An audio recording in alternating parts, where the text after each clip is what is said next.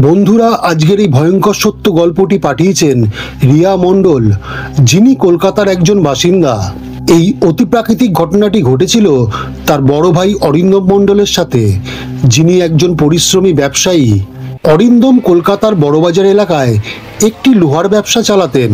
তার দোকান ছিল ব্যস্ত বাজারের এক কোণায়, যেখানে তিনি দিনভর লোহার রড, পাইপ আর বিভিন্ন ধাতব সামগ্রীর কেনাবেচা করতেন। কিন্তু তার বাড়ি ছিল হাওড়া জেলার বটতলা নামে একটি ছোট্ট গ্রামে, যেখানে পুরনো বটগাছ, কাঁচা রাস্তা আর পাশের একটি প্রাচীন কবরখানা ছিল সেই গ্রামের বিশেষ পরিচিতি।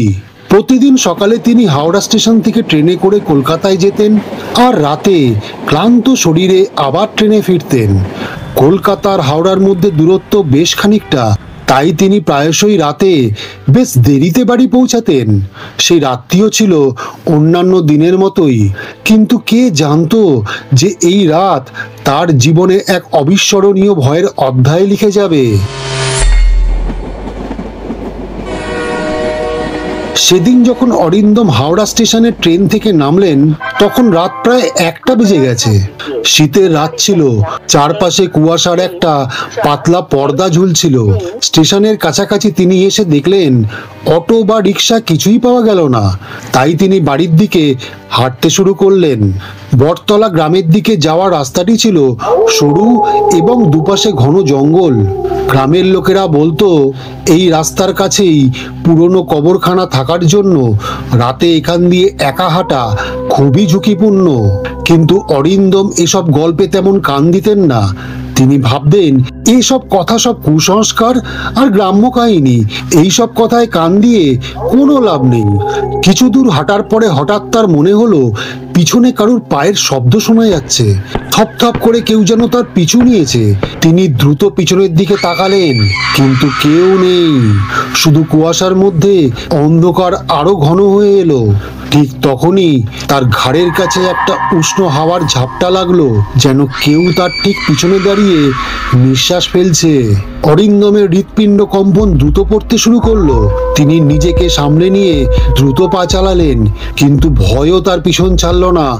ভয়ও তাকে গ্রাস করতে শুরু করলো। রাস্তার মাঝপথে এসে তিনি দেখলেন একটা অতি পুরনো বটগাছের নিচে অন্ধকারে একজন লোক দাঁড়িয়ে আছে।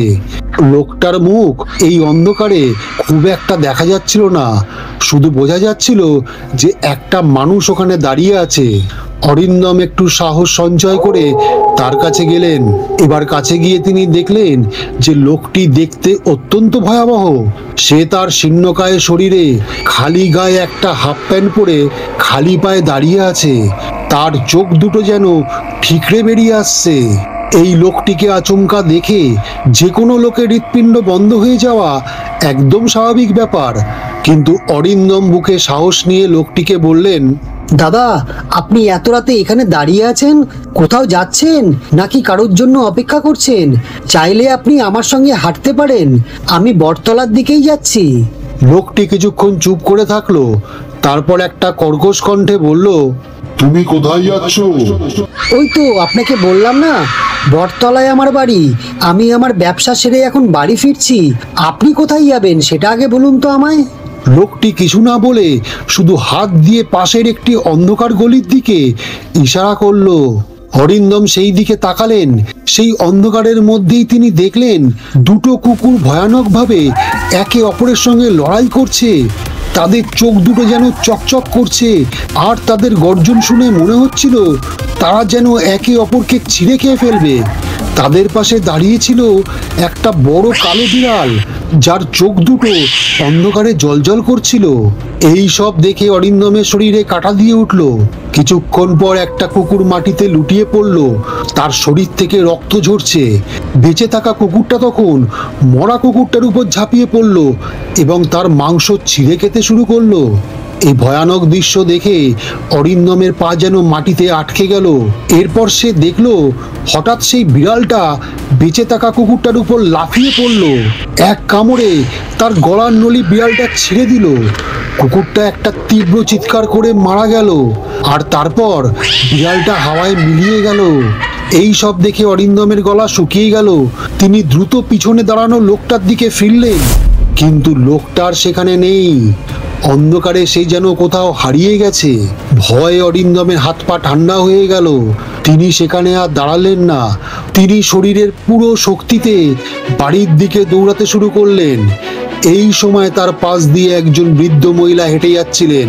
তার পরনে ছিল সাদা ধবধবে শাড়ি, ব্লাউজ, মাথার চুলটাও ছিল পুরোপুরি সাদা। তার মুখের মধ্যে কোনো মানবিক ছাপ ছিল না। অরিন্দমের দৌড়ানো এবং ভয়ার্ত মুখ দেখে তিনি থমকে দাঁড়ালেন। তিনি বললেন, বাবু, এত রাতে এখানে দৌড়াচ্ছ কেন?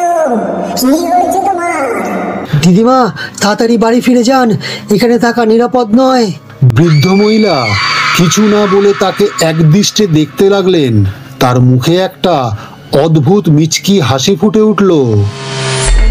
অনেকক্ষণ দৌড়ানোর পর অরিন্দম বাড়ি পৌঁছালেন।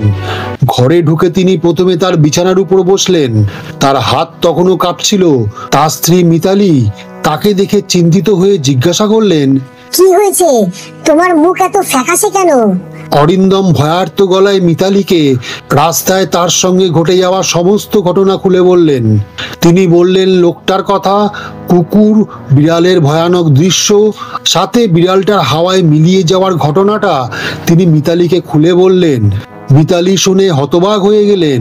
মিতালি বললেন, তোমাকে আমি আগে অনেকবার বলেছি যে বেশি রাতে ওই রাস্তা দিয়ে তুমি এসো না, এসো না। তুমি কখনো বিশ্বাস করোনি আমার কথা। আজ বুঝলে তো আমি তোমাকে কতটা ঠিক কথা বলতাম। যাই হোক, এইসব নিয়ে আর চিন্তা করো না।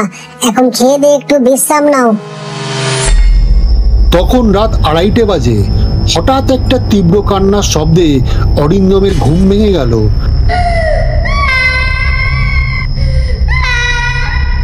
তিনি ভাবলেন হয়তো তাদের ছোট মেয়ে কাঁদছে। তিনি তাড়াতাড়ি মেয়ের ঘরের দিকে ছুটলেন, কিন্তু ঘরের কাছে গিয়ে বুঝলেন শব্দটা অন্য কোথাও থেকে আসছে। ঠিক তখনই পিছন থেকে কেউ যেন তাকে ডাকলো। অরিন্দম, তার কণ্ঠস্বরে অরিন্দমের রক্ত জমে গেল। তিনি ধীরে ধীরে পিছনে ফিরলেন, আর যা দেখলেন তাতে তার শরীর অসাড় হয়ে গেল। সেই লোকটা, দুটো কুকুর আর সেই বড় কালো বিড়ালটা তার বাড়ির সামনে দাঁড়িয়েছিল।